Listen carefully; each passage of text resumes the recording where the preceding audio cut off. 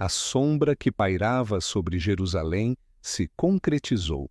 A paciência divina, embora infinita em misericórdia, impôs a justa disciplina sobre o povo que, repetidamente, quebrou a aliança. Em 586 a.C., o poderoso exército babilônico, sob o rei Nabucodonosor, invadiu Judá.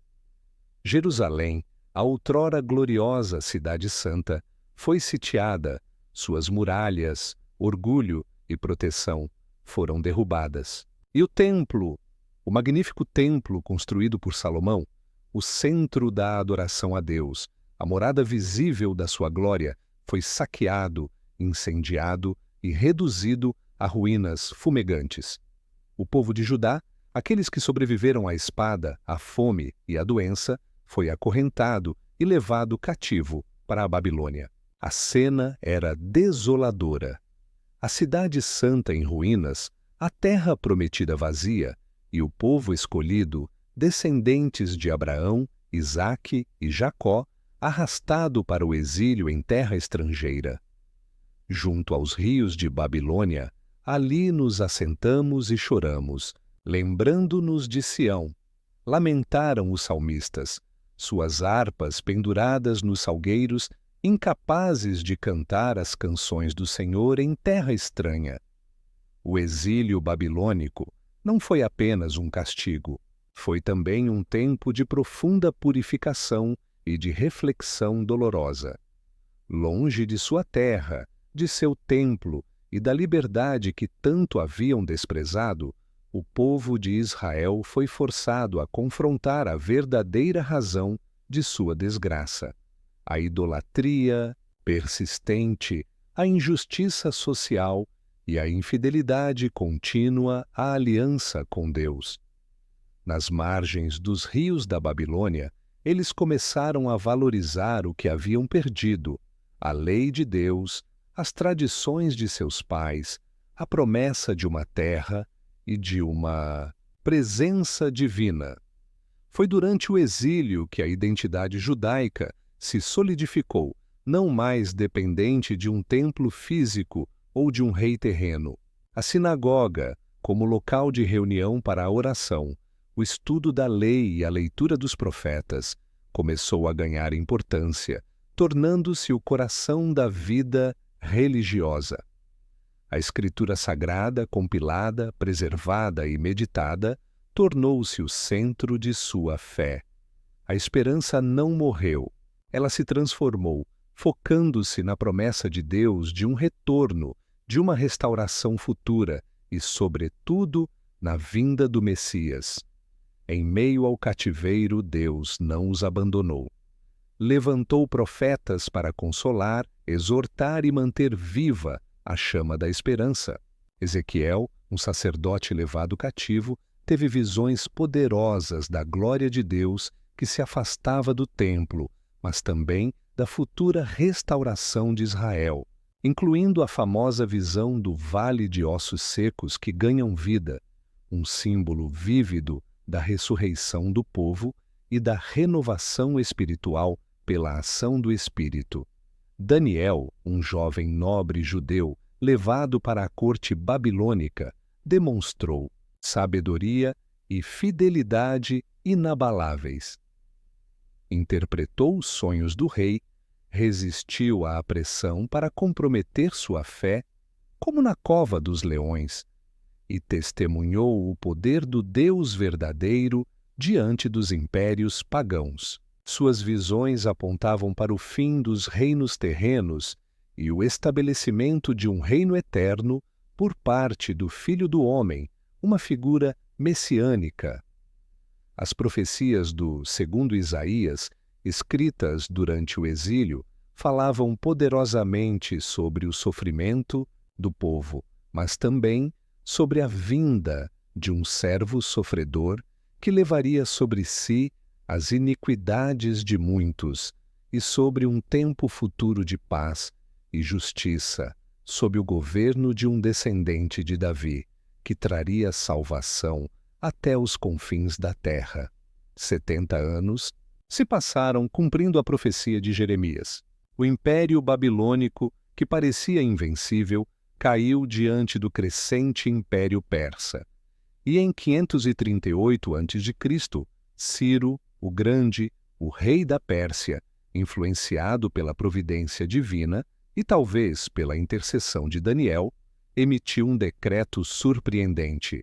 Permitiu que os judeus exilados retornassem à sua terra e, mais ainda, que reconstruíssem o templo em Jerusalém, devolvendo-lhes os utensílios sagrados.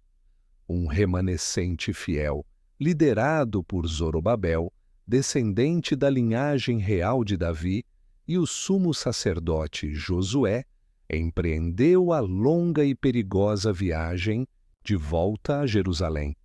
Encontraram a cidade em ruínas, um cenário desolador, mas com o coração cheio de determinação e a promessa de Deus como guia.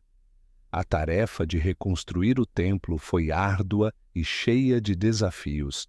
Enfrentaram oposição feroz dos povos vizinhos, como os samaritanos, e desânimo entre eles mesmos devido à pobreza e à dificuldade. Os profetas Ageu e Zacarias os encorajaram com mensagens de Deus, lembrando-os da importância de colocar o Senhor em primeiro lugar. Finalmente, após anos de trabalho e interrupções, o segundo templo foi concluído e dedicado em 516 a.C.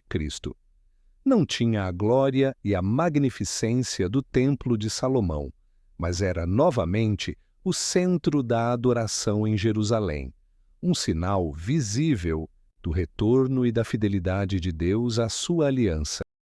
Mais tarde, sob o Império Persa, outros líderes foram levantados por Deus para fortalecer a comunidade. Esdras, um sacerdote e escriba zeloso pela lei, retornou a Jerusalém para ensinar a lei de Deus ao povo, promovendo uma profunda reforma religiosa e espiritual, erradicando a idolatria e restaurando a observância dos mandamentos. Neemias, copeiro do rei persa Artaxerxes, obteve permissão para retornar e reconstruir as muralhas de Jerusalém, um projeto vital para a segurança e a identidade da cidade. Sob sua liderança incansável e apesar da intensa oposição e das tentativas de sabotagem, as muralhas foram reconstruídas em tempo recorde, um testemunho da fé e da união do povo. O período pós-exílico foi um tempo de restauração, mas também de uma longa e paciente espera. Israel era uma província sob o domínio persa, depois sob o domínio grego, com a ascensão de Alexandre o Grande e seus sucessores, os Ptolomeus no Egito e os Seleucidas na Síria. A cultura helenística, com sua filosofia, língua e costumes, espalhou-se, trazendo novos desafios à fidelidade judaica e ameaçando a pureza da fé. Sob o domínio dos reis Seleucidas, a opressão religiosa atingiu um pico com Antíoco IV Epifânio, um tirano que tentou helenizar completamente os judeus. Ele profanou o templo, erigindo um altar a Zeus no Santo dos Santos e proibindo a prática da lei judaica, incluindo a circuncisão e a observância do sábado. Esta abominação desoladora no templo provocou uma reação desesperada. A família dos Macabeus, liderada pelo sacerdote Matatias e depois por seus filhos, especialmente o corajoso Judas Macabeu, conhecido como o Martelo, levantou-se em revolta contra a opressão seleucida. Foi uma luta heróica pela liberdade religiosa e política. Os Macabeus, com fé inabalável e coragem extraordinária, obtiveram vitórias surpreendentes contra exércitos muito maiores e mais bem equipados. Reconquistaram Jerusalém e purificaram o templo, um evento celebrado até hoje na festa judaica de Hanukkah, a festa das luzes.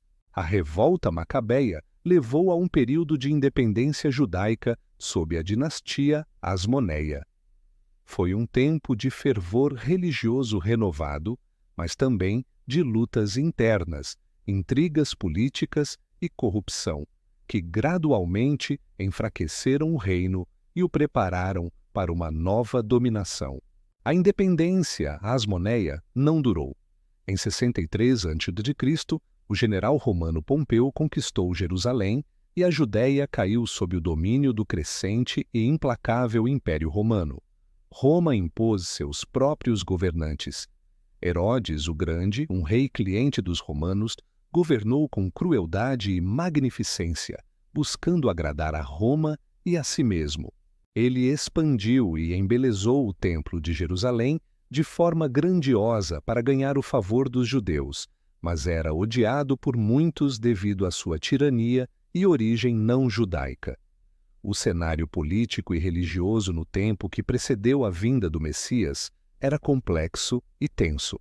O domínio romano, com seus impostos pesados e sua presença militar opressora.